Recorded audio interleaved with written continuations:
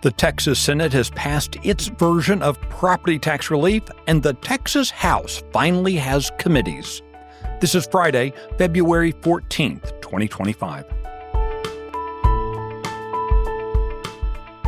Texas Scorecard presents the day's first news for the Lone Star State. The Texas Minute, with your host, Michael Quinn Sullivan.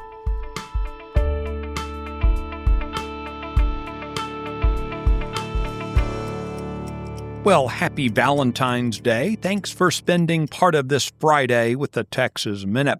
A great way to show your love to someone special is by recommending that they listen to the Texas Minute. Just forward today's episode to them. It's better than flowers or chocolate. Let's get to the news.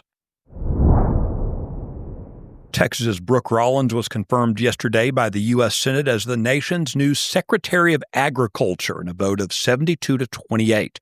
A graduate of Texas A&M University with a degree in agricultural development, Rollins most recently served as the president of the America First Policy Institute. She was also a key figure in President Donald Trump's first-term policy team leading the Domestic Policy Council. Rollins previously helmed the Texas Public Policy Foundation. Some pundits are claiming that large numbers of left-wing professors are planning to leave Texas's public colleges and universities as the state begins cracking down on ideological indoctrination. 4 professors recently resigned from the University of North Texas, citing concerns over a state law banning DEI and other ideologically charged practices. But experts say that a mass exodus is highly unlikely due to the increasingly competitive academic job market in which fewer and fewer tenure-track opportunities are available. Others, though, say having woke professors exit the profession would be a benefit, not a bug, of the state cleaning up higher education. House Speaker Dustin Burrows set the chamber's committees yesterday, revealing that Democrats continue to wield significant influence.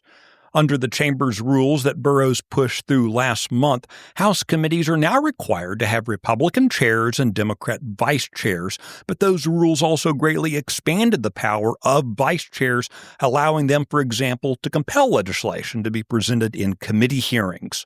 The Speaker placed 6 Democrats as the chairs of newly formed permanent standing subcommittees, effectively preserving the Democrats' ability to shape legislative outcomes.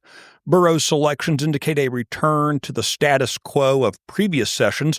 Democrat State Representative Joe Moody of El Paso has once again been named Speaker Pro Tem, the second highest position in the House. Republican State Representative Todd Hunter of Corpus Christi will lead the powerful Calendars Committee that determines which bills will and won't reach the House floor for a vote. Mr. Hunter held this position in previous sessions under former Speaker Joe Straus. Here's how Chairman Hunter described his role back in 2017. If you come to me and say, Mr. Hunter, I don't want you to set my bill, which happens not once, not twice, but that's what I do. And then when I do it and you read about me in the blogs, I take the heat.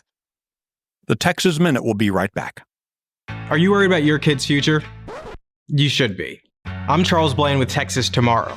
This is a show where we're going to talk about the issues and the people that are pushing the policies that concern your family, your home, and your kids. Catch Texas Tomorrow every Thursday.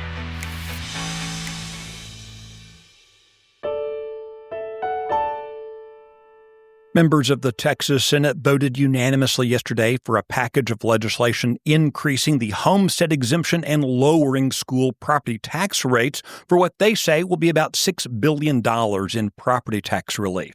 The measures authored by Republican State Senator Paul Bettencourt of Houston would increase the homestead exemption to $140,000 for everyone, though senior citizens and disabled Texans will qualify for an additional $10,000 exemption. Meanwhile, schools will receive funding to reduce their maintenance and operations tax, which represents 50% or more of most Texans' property tax bill.